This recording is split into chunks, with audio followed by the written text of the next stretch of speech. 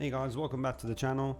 Today we officially got the roadmap as well as the intel and trailer for Season 6, the final season of Cold War, which is coming out on October 7th this month as of now, because it's the 1st of October. But we've got a lot of information unpacked today, so we're just going to dive straight into it. If you want to check out the trailer, click the link below. I'll have a link there so you can go see it for yourself.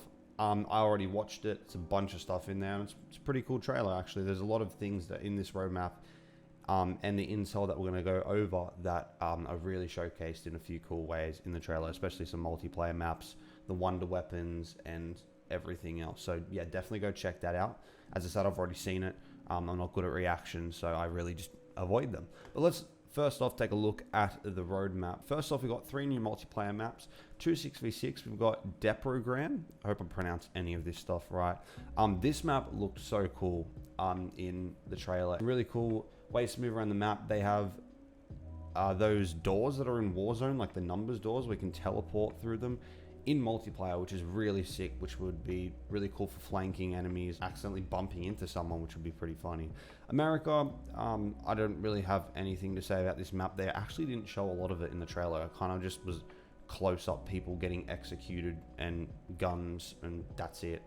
Gluboko, which is the next 2v2 3v3 map. It's got multi-levels on them. It's got like 1-level staircases and stuff, so I don't know how good that's going to be for getting kill chains with snipers or anything like that, but we'll have to wait and see. Biggest thing about this season, as you guys already know, it got announced a few days ago, the final map for Cold War is Forsaken, which looks pretty cool. It's based off a campaign mission. I think the only thing that I'm a little bit nervous for, it literally looks exactly like the campaign mission. On the trailer, I could notice a lot of things that really just look like they're playing in the campaign. So hopefully in game there's a few things that's mixed up with it. We see the death perception perk machine in there as well. I don't remember if we saw the new perk PhD slider, which has come in as well. Works just like BO4 ones where you slide and you just basically explode everything in front of you. We've got a little bit of information on it saying that the longer you slide, the more damage it does, and that it will, just like PhD flopper, will make you immune to explosive damage or minimize the damage you take from explosive damage. This next wonder weapon, which I'm most excited for, the Chrysalax, is both a melee weapon and a plasma or energy weapon combined, which looks really cool. As you can see on the screen now, there's some gameplay of it. I'm most excited for this wonder weapon. I've always wanted something that's kind of like melee plus gun hybrid.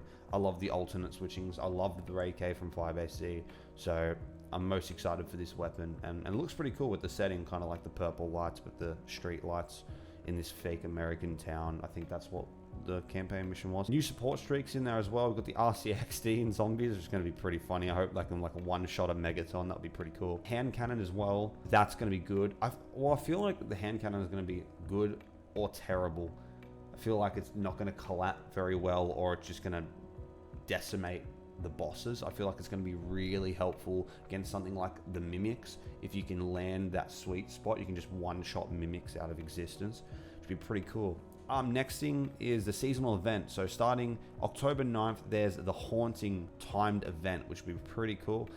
Limited time modes, rewards, and more. We haven't got any information on this just yet, but there was some speculation that it's going to actually bring a multiplayer map in. So or Nocta and Toten as a playable extra little map. Hope so. That'd be pretty cool. I guess we'll just have to wait and see. Off to Warzone just quickly. I play Warzone a little bit. The original Gulag is back, which I'm most excited for. Is a dream come true, honestly. I didn't really like the reinventions of the Gulag. I didn't like Hijacked. I do not like the Rushed one. It's way too close quarters. I think this was just the perfect Gulag, and hopefully it stays that way. Got some World War II bunkers, and if you watch the trailer, some storyline stuff where the new character and Adler, when he was under some mind control shit, blew up some bombs, and now Verdansk has some cracks in it. Basically, downtown stadium have some cracks throughout it. Pretty cool, I guess. Switch things up. In saying that, new operators, you got Mason coming in and Fuse, and new weapons. Now, I kind of like half of them and don't like the others. 410 Ironhide, I love that. We don't have a lot of shotguns, 3 shotguns, and another one will be good, and I'll talk about its characteristics later on. The Grav is another assault rifle. We have so much assault rifles. I don't know why we have another assault rifle, and as well as the Lapper or Laper submachine gun. Why we have another submachine gun as well, I do not know. We have so many DLC assault rifles and submachine guns, ridiculous. We could have used another sniper rifle, could have used another LMG, like just anything. Hell, bring in a new grenade, bring in a new tactical equipment. I don't know why they keep bringing back, or they've brought back so much assault rifles and submachine guns, but it is the main weapons that people use, so I'm not surprised. Melee weapons being a battle axe, cool. The hammer and sickle is sick. That gives me mad Ascension vibes, the Dead vibes with the sickle and the hammer paired with it. Hopefully it's like a dual wield thing. You can just left, right trigger. That'd be pretty cool. And then some new bundles you can check out yourself. So yeah, there's a few regimen things about Warzone. I'm not too familiar with them. As I said, I barely play it. Point of interest, as you saw, stadium and downtown with a building falling down, some World War II bunkers. You can read this for yourself. We're just going to jump straight basically to zombies. So some storyline stuff and the new perk. So along with additional features, including a new perk, wonder weapon, 2 additional support weapons, and Forsaken comes with a new set of challenges and new game intel to uncover. With Vanguard around the corner, the Treyarch Zombies team is ready to close one chapter of the Dark Ether story and open the door to another with plenty of details yet to come. Stay connected to the Call of Duty blog and Treyarch social channels for developer-focused look at the shocking Black Ops Cold War Zombies finale. I'm very excited, very excited. It looks like a pretty big map. To be honest, we can have a look at these photos. You know, they're pretty sick. I guess looks like the Marshall pistols. That skin looks amazing. I would buy that, to be honest. That was one thing we saw in a few of the blueprints. We do have teleporters around the map. It's a good thing to have if it is a big map. It looks like we can go into the Dark Ether. This looks very purple. Probably a Dark Ether portal, which would be pretty cool. After downing a bottle of PhD Slider, the 10th and final perk for Cold War Zombies, an operator can take advantage of the following effect. Sliding into enemies triggers an explosion. The size and damage increases the farther you slide before impact. This perk turns you into a living weapon that grows even more deadly as you invest in Ethereum crystals into its skill tiers, which feature full immunity to self-inflicted explosive damage. So it is full immunity. I wasn't sure if it was just a reduction of damage or full immunity, and now we know what it is. The ability to trigger an explosive payload after falling from a vertical distance and more. Cool. That sounds good. It sounds like PhD. Look for PhD Slider in its dedicated perk machine in 4 states. So it does have a dedicated perk machine. Cool. It has a dedicated perk machine. And so does Death Perception, which you can see in the trailer. And in the Wonder Fizz for all other maps. Cool. I'm trying to think of like the use for this perk. I don't know whether it's going to be broken or it's just going to be a tactical thing. I don't know how annoying or how strong it's going to be, because it can either be you slide into a group of zombies, you absolutely decimate all of them, they go flying, and it's going to be broken. Or there's the other extreme where you slide in, you kill 2 zombies, and the rest of the horde just clap your cheeks. So I don't know what it's going to be like. I think most people are just going to use it for the explosive damage. Maybe if I don't use the ray gun much, if it does have explosive damage in this game. Even though in Cold War it's very easy, and the armor system and the 13-hit jug just makes this game extremely easy. So we'll see how it goes. Discover the Chrysalax. I hope I'm pronouncing that right. The ultimate tool for splitting zombies like wood. The Chrysalax can be discovered in Forsaken as part of its own quest. So just like every other wonder weapon we've seen from all the other maps, you can do a little quest to get it for free through completing trials or blind luck from the mystery box. Forged in Dark Ether, there is more to this wonder weapon than what appears on its surface, boasting the ability to convert between a powerful battle axe and a rapid fire energy weapon. Sounds amazing. Yeah, especially special and elite enemies with precision shots. So the hand cannon is going to be really strong against elites. That's really cool. Anyway, multiplayer, 3 mind-blowing maps. So we've got Depogram. During Adler's interrogation and depogramming, memories from his convoluted past come to life as a wrapped combat arena in Depogram. Here you'll pass through red doors as the fight rages on through Adler's broken mind. That is pretty sick. Travel through the map, which may lead to power positions over objectives or be used for 4-dimensional plays that can help you outsmart opponents. That's sick. These buildings for close quarters combat. So yeah, I had a feeling it was going to be close quarters. It's funny that he's using a C58 there against him, and he's like right up in his face. Let's talk about the weapons. That's the biggest thing, because there's characteristics about these weapons that are really good. 3 main weapons are coming at launch. The 410 Ironhide shotgun, a hard-hitting, extreme close quarters combat option. So that's really good. But there's another thing we'll talk about later. The reliable mid-range assault rifle known as the Grav, and the devastating battle axe. All 3 weapons are available at the start of Season 6 with a prototypical bullpup SMG as a set of deadly melee tools.